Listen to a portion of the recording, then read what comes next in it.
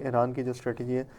آیا کامیاب جا رہی ہے اسٹریٹ آف ہارمز کے بند کرنے کے بعد؟ دیکھیں، میں آپ کے اس سوال کے جواب سے پہلے بالکل ایک کنکلوڈ کر دوں جو ہم مذاکرات کے حوالے سے وہ کہہ رہے تھے، بالکل ایک جملے میں 1 منٹ کے اندر، کہ ایک اچھی موو ہے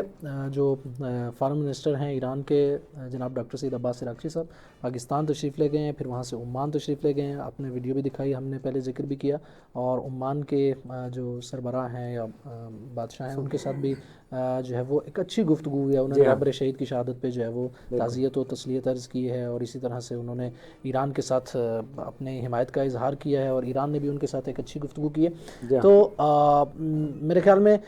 حالانکہ ابھی جنگ کے جو ہے وہ سائے منڈلا رہے ہیں، جنگ کے بادل منڈلا رہے ہیں، جنگ کے سائے موجود ہیں، لیکن اسی کے درمیان ہی ڈپلومیسی کے میدان کے اندر اپنے ہمسایوں کے ساتھ ایک جو تعلق ہے اس کو اچھا، اور پھر اسی طرح سے اپنے الائز کے ساتھ چونکہ وہ ماسکو بھی تشریف لے جائیں گے، تو ایک اچھی موو ہے ایران کی ڈپلومیسی کے میدان کے اندر، ایک اچھا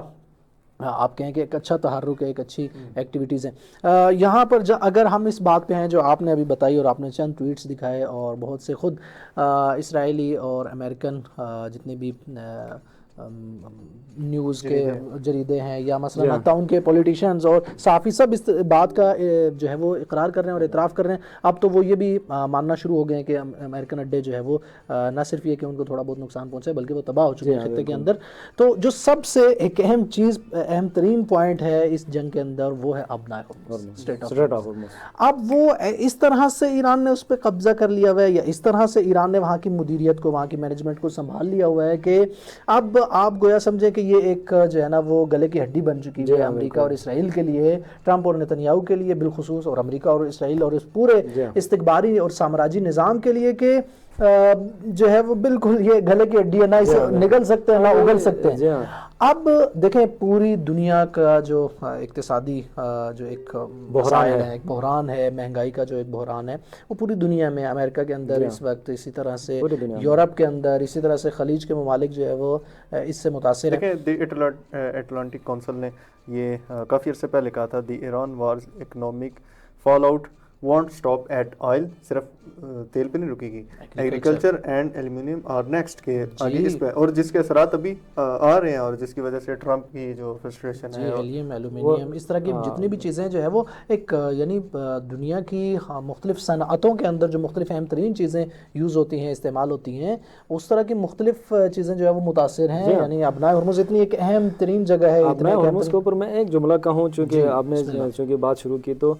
دیکھیں ایک پاکستانی ایک معروف صحافی ہے، انہوں نے کہا کہ ایران نے جو ہے وہ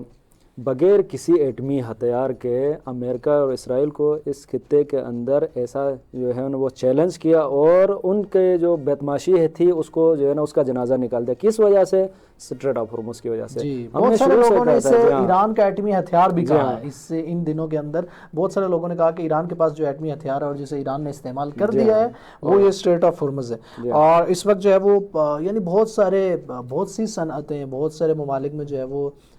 طیاروں یا جیٹس یا اس طرح کے ان کے فیول کے مسائل اور اس طرح کے مسائل، اور یعنی اس قدر دنیا میں بحران زیادہ بڑا کہ میں دیکھ رہا تھا آج خبروں میں، جاپان کی ایک کشتی کو اجازت دی گئی جب گزرنے کی، تو جاپان میں اتنا بحران تھا کہ انہوں نے اپنے حکومتی جو ٹیلی ویژن اس میں لائیو دکھانا شروع کر دیا کہ اب ہماری کشتی جو ہے نا گزر رہی ہے۔